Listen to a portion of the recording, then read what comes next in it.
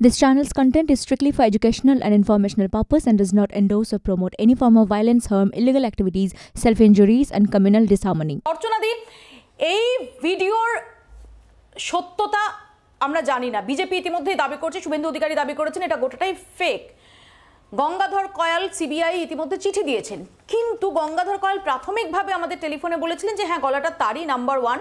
দ্বিতীয়ত হচ্ছে এটা যদি সত্যি হয়ে থাকে তাহলে তো সিরিয়াস অভিযোগ, তাহলে গোটা সন্দেশখালীর এই যাবতীয় ঘটনা প্রবাহ রাজনৈতিক উদ্দেশ্য প্রণোদিতভাবে আপনারা মোবিলাইজ করেছেন, এরকম একটা সিরিয়াস অভিযোগ আপনাদের উপর উঠে যায়। অর্চনাদি,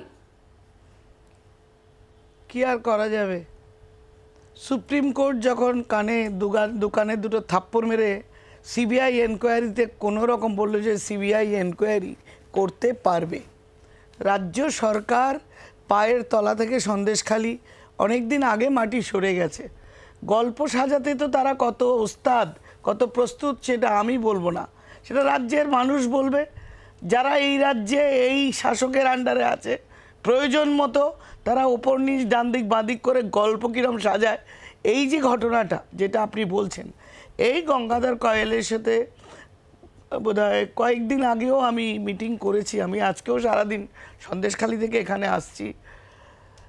আশ্চর্য হয়ে যাবে। তিনি কি মণ্ডল সভাপতি? হ্যাঁ, উনি মণ্ডল সভাপতি ছিলেন। কিছুদিন ধরে উনি অসুস্থ বা যে কোনো কারণে যোগাযোগ কম করছেন, আসা যাওয়াটা কমে গেছে, বেরিয়ে গেছে আসল কথা।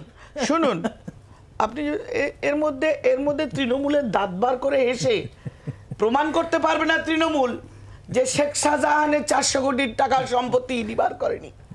বার করতে পারবে না যে সুপ্রিম কোর্ট যে মামলায় সিবিআই কে ফ্রি হ্যান্ড দিয়েছে সেটা আমি বন্ধ করতে পারবো।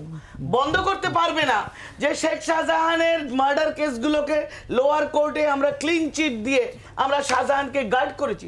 What this government is doing আমাকে বলতে দেবেন, আমি এতক্ষণ বলিনি। কিন্তু অর্চনাদি, এখানে একটা প্রশ্ন, এখানে কেন এই বিষয়টা আসবো? কেন এই বিষয়টা আমাকে না বলতে দিলে আপনি আসবো অর্চনাদি, আসবো অর্চনাদি, আমি আনইন্টারাপ্টেড চাই। আমি আসবো। আমার বক্তব্য এটাই যে কেন এটা এত ক্রুশিয়াল হয়ে উঠছে।